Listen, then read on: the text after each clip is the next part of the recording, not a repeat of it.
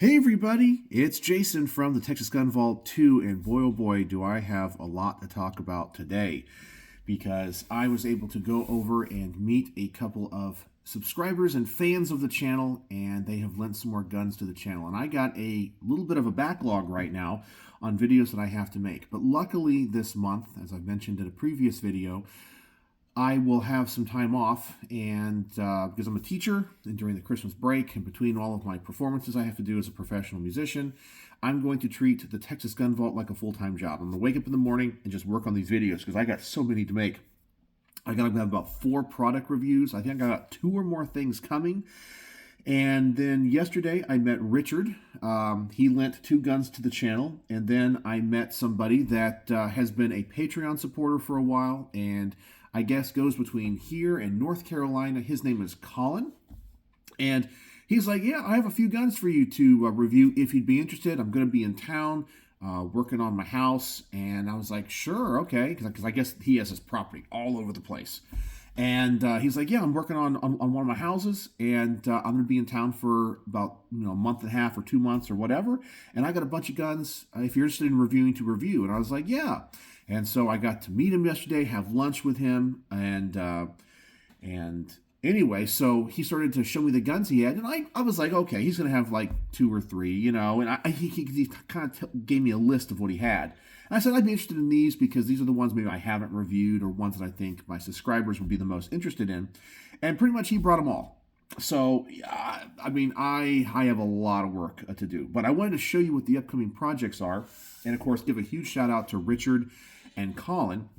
And then at the end of this video, I wanted to talk about kind of a weird idea that I have for my channel that some people might find funny and other people might not, but I'll talk about that. So I got a lot out here on the workbench and on the floor here, so let me change positions here. Oh yeah, I also got a new amateur radio antenna to hang in my attic. This is another Christmas project for me. This is a wire dipole antenna for like the 20 and 40 meter band. Really excited about this, but I know you guys don't want to hear about that. All right, so let's talk about guns. Let's start off with the ones that Richard lent to the channel, and I think these are actually going to get some good traction, because sometimes certain brands, especially some that are, I would say the more affordable ones, get way more attraction, because I think more people are looking for reviews and things. Now, one of these, when he lent to me, I thought I had already reviewed. And I went back on my main channel and I couldn't find it, but of course I reviewed a lot of guns, okay? And sometimes I forget. I found out that I actually have reviewed it, and it's on an upcoming video that's supposed to be released in January. It's from my old channel. And I remember when I reviewed this gun, I got some positive comments, but I got a lot of negative comments because some people said I got the review wrong because I absolutely hated the trigger. I honestly thought it was the worst trigger in a 45 ACP handgun I have ever shot. And I'm going to be doing a range report revisit on this one, because this is a different example of this gun, and this trigger feels different, and maybe I'm a different shooter now. So the first gun we have to review here is going to be the Car CW45. Now, I remember when I reviewed this, I want to say the original person, of course this has been a while because it was on my original channel, I want to say it was either Matt or it was, who was it? No, it wasn't. Wait, hold on, racking my brain here. I think it was Jack. Actually, it was Jack, I think. It was either, was it? I think it was Jack or it was Matt. It was one of those two. Okay, and if you were the person that lent it to the channel and I got it wrong, let me know.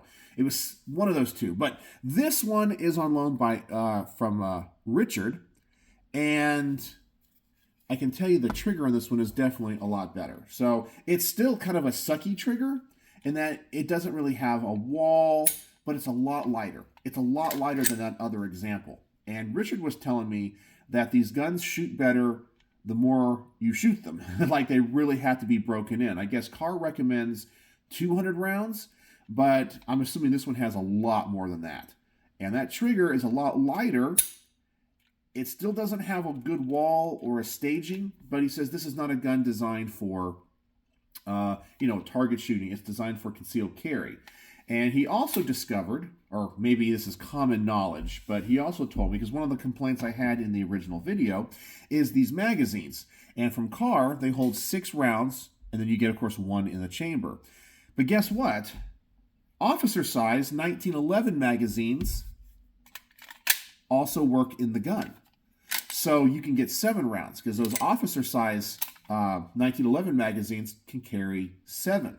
So you can get 1 more round. So that really ups the game of this gun. So I'm going to do a range report revisit on this, and I'm going to release it after I make it the day after, or the 2 days after I release the original video. And I'll have to put a link in both videos, because I know when I release the original one, people are going to say you get it wrong, because some people absolutely love this gun. And if you were the person that linked it to the channel and I got it wrong, let me know. Because I always want to give people credit. I can go back and look at the video, but I wanted to say it was Jack or Matt. Yeah. All right. The next one is another car. And this one I know is a popular 380. This is the CT380. And this one, once again, is designed for concealed carry, not for target or any of that. And this trigger is what I remember the CW45 being. Long, heavy, man, and I was not accurate with that original car trigger. That thing is long. Yeah, kind of a weird trigger. I don't know if I'm going to like that, but this is one that's designed for, as I said, kind of up close and personal. And this magazine is the car magazine 380. I guess it holds 7 rounds, but now because we have the compatibility with the 1911 magazine in the CW45, I'm wondering if this magazine is compatible with the Colt Government Model 380. Now, I think this is going to be too long to use a Colt Mustang magazine, but I think the Government Model magazines might work. It sure looks like it. And that would be nice for having extra mags, because I think those are a little bit more available than the car mags. So we have those two. And I got to feel that trigger one more time. Man, that's a long trigger. And this CW45, that's way better. So those are 2 guns from Richard. Now, let's go through the list when it comes to Holland. Now, I also have guns in from D. I have 2 rifles, a Knights Armament SR25 and 6.5 Creedmoor, and I got another one in there. What is it? Is it the CMMG Mutant, I think is what it is. And then, of course, I got the Echelon that I showed a couple days ago, which is my next door neighbors. And so I'm going to have to make a spreadsheet here, or like at least a list, and I'm going to have to prioritize these and make sure that I get people back guns as fast as I possibly can as I review them. So let's go ahead and start with the one that's not in a box. We have a M&P Shield Plus. Now, I personally own and occasionally carry this 9 Shield Plus Performance Center. And I really like it. It has compensated barrel. And this one's the kind of more the standard one. Mine does not have the optics cut. This one does, but Colin does not like putting an optic on. He tried it, and he's kind of like me. Like, once you lose that dot, it's kind of hard to find again. He kind of prefers iron sight. So him and I have kind of a very similar philosophy on some of our carry guns. But I'm excited to shoot this one because I've reviewed, actually I haven't reviewed it. I am going to review it, the 9 Shield Plus Performance Center. But this is the standard one, so it has kind of the more standard trigger in it, not the compensated barrel. It's still a pretty good gun. And one of the big advantages to the Shield Plus is that it has a magazine that looks like this, which is kind of reminiscent of the HK P7 M13. And that, of course, the original Shield was designed as a single stack gun. And they really worked to try to get a double stack in there, but it has a single feed and has this little thing at the top. It kind of looks a little bit weird. But yeah, HK did that with the P7 M13. So they're able to fit in 13 rounds in this little magazine. That's a lot of capacity in a very small gun. And the only difference really with the frame between this and the standard Shield is this is a little bit thicker, but not much. It's still a super thin gun. So we have to review that. And let's see, he put it in his little holster here. And let me borrow another magazine. Next one is one that I swear I reviewed. And maybe I did, because when I lost my original channel, and YouTube took it down because of, you know, all that weirdness they had about a year ago, I think I reviewed this gun, or this model gun, but it was one that I did not save and back up. So I want to say this is going to be a Range Report revisit, but I went through everything I have, and I do not have a copy of that original video. So we're going to treat it, I guess, like a first-time review, but maybe I'll talk about the other review in the past. We have a CZ Shadow 2. And this is one of CZ's kind of guns designed for competition. It's kind of a race gun right out of the box. You know, it's a CZ with some upgrades. And take a look at those grips. Those are some Brownworks grips. Let me tell you, I am super, super duper impressed with those. And these were custom grips that Colin had made. And it also kind of matches a tattoo that he had. And I know it's the initials of him and his wife, I believe he said. And so there's a C in there, and I forgot his wife's name. So, but that's what it is. I don't want to get it wrong, so I won't mention it. But he has a tattoo that's like that. It matches that, and the grain on this wood is absolutely beautiful. I mean, the way that this grip is finished, it looks absolutely fantastic. So good job, Mark from Brownworks. What an amazing sponsor, an amazing craftsman. So this is going to be a really easy one to do my little ad read for. And that is just a really cool gun. Who doesn't like CZs? I discovered CZs years and years after getting into guns, and I regret not getting into them sooner, because at first I kind of thought, oh, they're just a CZ or whatever, and then I shot them. I'm like, oh my God, these are awesome, awesome pistols. Next one we have, from Colin, we have a Walther PPQ. Now we have, this is the, I believe, kind of the standard model. I have shot and I own a tactical one with a threaded barrel, but this one I believe is in 40. Now this is going to be an interesting review because my Walther is in 9mm, and Colin was like, yeah, it's in 40. This is one of the first guns I really bought when I got into buying nicer pistols, and I was I guess in his mind, he's like, I bought it in 40. I really shouldn't have. So maybe it's a little bit more snappy. But these are, in general, I think, one of the best striker-fired handguns out there. The PPQs just have amazing triggers. These with the PDP, the Walther PDP. Just the Walther trigger system is great. So I'm excited to shoot this and see how this platform handles the 40 caliber. And he's also a lefty. Colin is a lefty. So on this gun, I even asked him, he put the button on the right side of the gun. I was like, hey, can I switch it back to the right side so I can shoot it, because I'm a righty? He said yes. So I'll have to do a little bit of work on that. Now, some of these guns he has switched over to being a lefty. And as I said, I'll have to switch them back. But he did give me permission to do so. So we got that one. Next one is going to be kind of an old school gun that I'm really excited to shoot, because I have heard about this gun, and I know that some people look back on this gun with nostalgic overtones, and they're like, oh, that was such a great gun, they should bring it back, and so forth. It's a gun from the 90s, and the reason I know that is it has a limited capacity magazine. It is a Ruger P95 DC. And there you go. And the finish on this gun is kind of older, so it has that more that plum look on it that some kind of blued finishes get over time. And it's kind of a bulky gun, kind of an industrial looking gun. But I know some people absolutely love this gun. And what's really interesting about this is it has a magazine catch that you push forward. I've never really seen that before. I'm used to the German ones where you can push down, or of course a button, but this one you push forward. So I kind of like that, and it's ambi.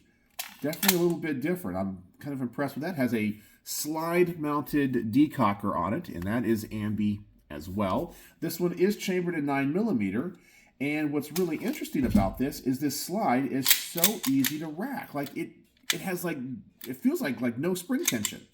So I'm assuming that's kind of a design feature of this gun, and I don't know, it just feels really good. It's kind of loud when you rack it, but excited to shoot this because I know there's a lot of Ruger fans, and you guys know I'm not the biggest Ruger fan, but this is a classic gun. So let me use that decocker, and yeah, this thing seems to be pretty cool. So I like shooting guns from the 80s and the 90s, things that aren't made anymore, and just doing range reports on that. Let's get, I can see the next gun he brought, he said was kind of a joke. And I was like, what do you mean it's a joke? Because it's not really a firearm. He's like, you might want to take a look at it just because it's something fun and different, but it's a tangent to firearms. And I said, you know, I'll take a look at anything and figure out if I can do something on it. And I'm actually thinking I'll probably do a mini review or a mini range report on the Texas Gun Vault 2 on this. Because this is actually something I've always been kind of fascinated by. And that is going to be an airsoft gun. I know, an airsoft gun. So this one obviously is a 1911. And, you know, I know there's a bunch of people out there that love airsoft, you know. And, yeah, the mechanics of this are just so interesting. And I've watched YouTube videos of people that do airsofts and take guns apart. I'm always impressed by the appearance of these. They really do look like real guns. And, of course, they're just these little white pellets. So, I'm going to try it out because I've never actually done airsoft. I mean, I don't think I want to go out and actually do, like, the games or anything, but just kind of shoot it and see how it compares to, like, a real gun. So I think that'd be kind of an interesting video to make for this channel. So I'll probably end up doing that. So I just got to learn how these guns work, how they operate, and I guess I got some ammunition here. These little white pellets. So that's another pistol that Craig. Did I say Craig? I'm sorry. Maybe it was Craig that lent the CW45. No, it's Colin. Sorry, I got all my C's mixed up. Man, I'm going to tell you guys right now, before I go on to show you the next guns, which are on the ground, I could not do this without the help and support of my Patreons, the people that lend guns, and I'm so blessed because there's so many people that have helped my channel over time that I can't even name because there's so many of them, and the channel just grows and grows, and the support that I get is overwhelming. I mean, it's so humbling. And I always try to remember all of them, but I know I'm not going to remember all of them. I'm trying to think of the ones that helped me over time. Of course, I have Dee, I have David, I have Craig, I have Ken, I have Matt, I have Jack, I have Colin, I have Richard. Oh boy, I know that I'm forgetting people. Now I'm thinking, I said, who else has lent stuff? In the past, I've had Paulo. Yeah, he's helped me in the past. Haven't heard from him in some time. Who else? I know people that have lent guns to the channel. Like, wait, but I know. Who else? I'll have to think about that. If I can think of some more names. I'm not supposed to use his first name. The Doctor. He's helped me acquire like the camera and helped me with ideas for things. He's been a big supporter of the channel. So yeah, I couldn't do this without these amazing people, and I'm just humbled beyond words. And yeah, so thank you everybody. And I even have people. I'm trying to look up here. I even got a sticker from somebody. Oh yeah. I guess they go by the YouTube channel Team, which is TEIM Dre Bob Adventures. They're the ones that actually donated the microphone. They saw my channel, saw that I was using the camera, like, hey, you gotta have a better microphone instead of we have this and we don't use it, and that would be perfect for your stuff. And that was a while ago, so that was so kind and awesome. So yeah, I couldn't do this without the support of other people. Brownworks, oh my gosh, my biggest channel sponsor. Yeah. All right, so let's get on to a couple more firearms. I'm going to have to stand up here and go to the ground for just a moment. All right, next up we have a DB15. I guess that's what it is. The DB15. It's an AR-15 from Diamondback Firearms. Now, I have reviewed some Diamondback firearms in the past. I believe the one that's chambered in 5.7, and I believe that one was Jack's. And I remember when Diamondback first hit the market, they kind of made their name, or from what I could tell, in making it essentially everybody wanted a Glock that was in 380. because Glock would not import them. They didn't have, I guess, the manufacturing here in the U.S., and everybody wanted a Glock-style gun in 380, kind of like the Glock 28. And DB, or Diamondback Firearms, was really the first company that made kind of a Glock clone in 380. And then they kind of branched out and expanded into some other things. And now they're making AR-15s. Now, a lot of their guns in the past were made from polymer, but now they've obviously kind of branched out into more, ARs, making things out of aluminum and steel. So this is one of their AR-15s, and Colin has decked this one out. He has a light on the front. He has a hollow sun back here, which I've never even reviewed or used a hollow sun in the past, so I'm kind of excited about that. I believe he said he changed out the charging handle in the stock, but he let me borrow the original ones, so I can put that on kind of as the gun came from the company. And the other thing he did change out was he went to a LaRue tactical trigger in this. So you guys will have to let me know if you would want me to do the review with the LaRue tactical trigger, or should I put back in the original trigger just for the review. So you guys tell me what would be better, and we'll go in that direction. And as I said, I'm allowed to move things back and forth. So if you want to see me put the gun back to kind of the way it came from the factory, I can do that. Let me know what would be better in the comment section, or does the fact it has a LaRue trigger enhance the gun and I should review it that way? Let me know about that. And then the last one we have is a gun I'm going to need to take to the range when I take the rifles that Dee lent to the channel, because we have a long range rifle. And of course, I'm not the long range master or anything, but here we have a Ruger American, and it's chambered in .308 Winchester, or essentially, was it 7.62 by 51. And you'll notice something about this rifle is that it is left-handed. Now, I have reviewed left-handed guns before because my next-door neighbor has a couple of Tikas, and those are left-handed, and he's left-handed. And so the bolt here is going to be on the left-hand side, which is going to be a little bit different for me as a righty, so I'll just have to discover what that's like as a right-handed person, because I know left-handed shooters have to do this all the time. But in a way, it kind of makes sense, like when you charge an MP5, or a lot of modern firearms, we keep our, essentially our shooting hand on the trigger, and then we use our offhand to manipulate the action. Well, that kind of makes sense on this, but of course the action here is way in the back. So I don't know, but I'll review the gun. I'll just talk about how it's a left-handed gun. And of course, I would not dock it any points for being a left-handed gun. But I still will review the gun for what it is and its accuracy. And yeah, it seems to be a really, really cool rifle. So I guess I have a couple of Rugers to add more Ruger content. So the Ruger American.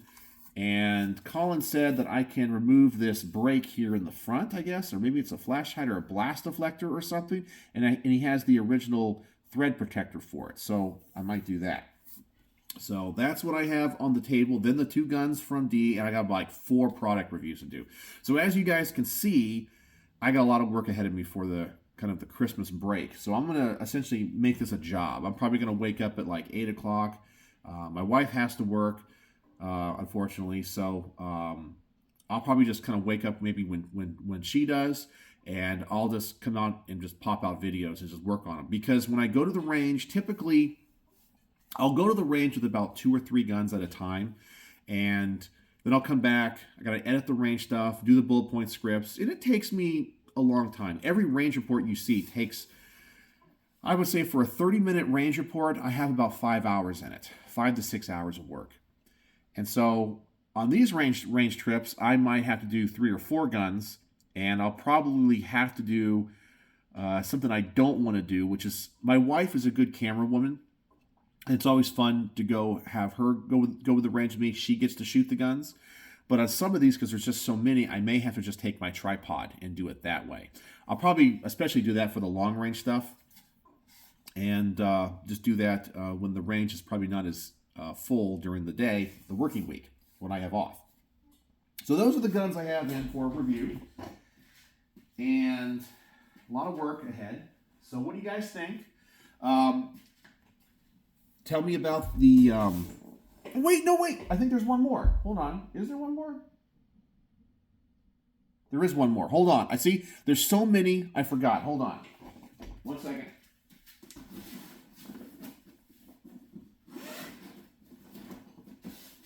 Yes. Here it is. Okay. See? I knew it. See? There's so many out here I totally forgot. I'm like surrounded by guns, you know? Man, that is a first world problem, huh? You're surrounded by awesome guns. All right. So we have the CMMG Descent. And this one is in 300 blackout. Now, because right now you can use a brace, Colin did supply the brace with it. So I will have the brace option on this when I shoot it. So right now it's it's like in the pistol without a brace configuration. I will be able to review it as a pistol with the brace. And he says the only problems he's been having with this is that sometimes when cycling, the bolt doesn't always go back into battery. And there's no forward assist on this. So I'm curious about the lubrication of this gun. I'm curious about the gas rings because this is a gas-operated firearm. I can see the gas tube in there. And so it makes me wonder if maybe the gas rings are a little bit too tight or what have you, because it doesn't always go back into battery. And that doesn't matter if it's supersonic or subsonic 300 blackout. And this is why I know the whole forward assist on ARs is... kind of controversial. There's some people say that you never need it. I actually think AR should have the forward assist. It makes sense because sometimes you're going to get into a situation like this where I know what people say. If the gun is not going into battery, jamming the round in there isn't going to help. And I do agree, probably maybe in battle scenarios that's the case, you definitely want to clear the malfunction. But sometimes you've diagnosed a problem and maybe you have a mechanical problem within the bolt or what have you, where maybe just because of the parts are new and they haven't worn in yet, they're just not going into battery. And you know 100% sure that is the issue. Well, having that forward assist would definitely help. So I know if I let this bolt go home kind of light, yeah, it goes that time. Sometimes it doesn't always go back in the battery. So anyway, he told me that sometimes it doesn't. Maybe it's the pressure of the upward force of the rounds in the magazine that prevents the bolt from coming forward. I don't know. I'm going to have to experiment with it. But yeah, 300 blackout, CMMG Mark IV Descent. And I really like this charging handle out here in the front. It reminds me just like a MP5. So that might be the only issue I have on this. And I think that's it. And I think, I'm trying to think about this trigger. I can't remember. Wait, maybe this is the one that has the LaRue. Okay, I got to see when I bring all this stuff in for review, I make like a little spreadsheet about what's been changed out on it. And Colin gave me a lot of information. He gave me a lot of information. So now I'm thinking this is the one with the LaRue tactical trigger in it. He changed out one or both. Okay, I'll have to contact him. I'll have to ask him. Because I can't remember if this flat face trigger is the CMMG one or what. Let me see if it's written on it, or if it has any markings on it.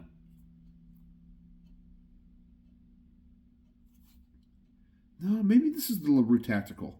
Anyway, before I get these to the range, I have to go do like a whole write-up on them, just to make sure I have all my information right. Anyway, I guess the question still stands. Should I review the guns as they came from the factory, or should I review them with the upgrades? Well, there we go. So this is the last one, I think. Yes. Okay, so now you know how many guns I have into the channel for review. Man, that's a lot. That is a lot. So I got my work cut out for me. All right, so let's talk about one more thing, because I know I've been talking now for 29 minutes and 12 seconds. I kind of want to do kind of a jokey thing when it comes to either a whiteboard or like I guess I'll call it the Second Amendment wheel of death, because something happened recently in the gun world news that I think people have already forgotten, because I've noticed that people in the gun world have a memory of about this long. It's like 10 seconds long. So something happens in the gun world, some piece of news that depending on your interpretation of what could happen gets blown way out of proportion. Everybody panics. Everyone's like, oh my God, the ATF or the administration, the government, they're all coming for our guns. It's all over. This is the greatest infringement of all time. And everybody panics. The clickbaiters make their clickbait. They get everybody all fired up. And then literally a week later, something else happens. That now has to be the big thing. And then the original thing everyone else was pissed off about or all concerned or this is the greatest infringement of all time or they're going after gun owners or whatever, none of the doom and gloom ever comes to fruition. Because yes, in a hypothetical world, you could run these what-if scenarios out, to the nth degree. But then the odds of it actually going to the dystopian ending is very slim. So an example of something recently was the Lake City ammunition plant. I guess there was this big thing where they're like, oh, the government's going to stop selling the surplus 5.56 to the civilian market. Oh my God, our ammo supply is gone. They're trying to get rid of that. I'm like, well, there's tons of civilian manufacturers of ammunition, and they're trying to ramp up ammo supply already because the more ammo they sell, the more money they make, right? I mean, that's good business for them. And so everyone was all panicking about 2 or 3 weeks ago. And I kind of felt like some people were trying to bump up the cost of ammo. They were trying to do a rush on ammo. And here we are, weeks later. No one's talking about it. It looks like Lake City is still going to be producing ammunition for the civilian market. Maybe there was just kind of this thing where they were kind of toying around with this idea that the U.S. military needs to ramp up in their production and their stockpile for a while. But that is the ammunition facility for the U.S. government's the military and things. So it's like, why is everyone all upset about this when we already have other companies? They're not making the manufacture of 5.56 illegal from other companies, and this gives an opportunity for other companies like Olin, which I think is owned by Winchester, and all these other ammo companies, you name it, Federal and whatever, to amp up production, for them to make more money, and for them to expand their production capacity. That's only good for us. We don't want to be reliant on the government. But anyway, I want to have this little wheel of death, Second Amendment death, because I want to spin it and go, what should I be upset about today? And I'll have 10 or so things like Joe Biden said something, or the ATF proposed a rule, or this or that, and I can just spin and I can get fake upset about it, because that's essentially what happens. And I look at it as the boy that cried wolf. Because, if every time something you think is going to happen, you cry wolf, it's the end of the world, it's the end of the Second Amendment, and then literally nothing happens, after a while, that begins to fall on deaf ears. And I think it'd be kind of funny to have a little prop, or maybe a whiteboard, where I just write what I should be upset about today. And then, of course, I'll do a Texas Gun Vault 2 video about it. And say, and they'll have the old ones that everyone's already forgotten about crossed off, like Lake City Ammo Plant shut down, or what was another one? Of course, the Matt Hoover thing. Oh my God, they're going to go after everybody, and they haven't gone after anybody except for Matt Hoover, because he literally tried to, he was selling a product that could scratch your full auto itch or whatever. Or Larry Vickers. Everyone was all pissed off about, the government at Larry Vickers. And now the tune has changed, because even some big YouTubers are like, yeah, actually, he broke, the embargo laws. He knew what he was doing. He was doing things that you couldn't do because you're not an SOT and he's not, and you're not as well connected as him. And actually, he did break the law, whether or not you like the law or not. And so everyone was all outraged. Oh my God, they're going after everybody. Ah! And then really it's nothing to be concerned about. So I kind of want to do that here on the Texas Gun Vault to kind of show the craziness and the stupidity of some people, because when you're constantly pissed off, it's not a good thing when every day this week, oh my God, they're shutting down this plant for the Lake City ammo plant. They're coming for our guns. And the next week is the ATFs. They're coming after pistol braces. Everyone's a felon. They're coming door to door. It's a trap. And then the next week it's, oh my God, they're doing this. Oh my God, just calm the F down. Just calm the F down. Has any of this stuff come to fruition? Have they gone door to door and arrested people and put them in gulags? No. Have they done all this stuff? No. It's just like, calm down. We do need to be vigilant, but we need to put things in perspective, and being pissed off and angry every single week and being manipulated by these gun influencers every week just to be mad is not a good place for us to be. So let me know what you think about that. Because you guys know I try to be a channel about rational thought and reason and logic around here. And also just kind of put things into perspective. And I guess the last thing I want to talk about is something that one of my Instagram followers asked me about, which I didn't have a lot of information, so I'm asking you about. Have you guys heard about the big DeadAir Silencer controversy? I guess the story is DeadAir Silencers has either gone out of business or disappeared, and their customer service line has been disconnected. They don't answer emails. They have a bunch of problems with silencers that have been having either baffle strikes or things blowing up and being destroyed. They've taken a lot of people's silencers in on repair, and they won't return phone calls, they won't return emails, and they've gone out of business. So now they have people's silencers, which are registered Class 3 items, and they're just gone off the planet. I remember when DeadAir silencers were absolutely huge when they hit the market. Oh my God, DeadAir's better than Silencer Co. They're the... And now they're like poof, gone. But I haven't really heard about it because I don't own any DeadAir silencers. But some people out there are really mad on Reddit and on some of the NFA groups on Facebook. And I guess people are kind of panicking. So it sounds like DeadAir is probably going to be getting a visit from the ATF soon because people are hiring lawyers to get their stuff back. And I guess there's going to be some type of investigation. But have you guys heard about that? Do you own a DeadAir silencer, and have you been involved in any of this stuff? Because I think I might need to make a video about it if it is the case. So let me know so you guys can help me with a little bit of this research. So anyway, that's all I wanted to talk about today. It's been a long video, showed you a lot of guns, talked about craziness and my idea of the Second Amendment wheel of death, or maybe a whiteboard where I show all the other things that everyone's panicked about and said it was the end of the world. And let me know about DeadAir silencers. So it's a long one, and if you made it to the end of this video, you guys love the word of the day. You love the word of the day. So let me see what I can pick out here. I got a lot of stuff. Well, I talked about a lot of things. Okay, I tell you what, because I want to know your thoughts on it, and it happened in the middle of the video.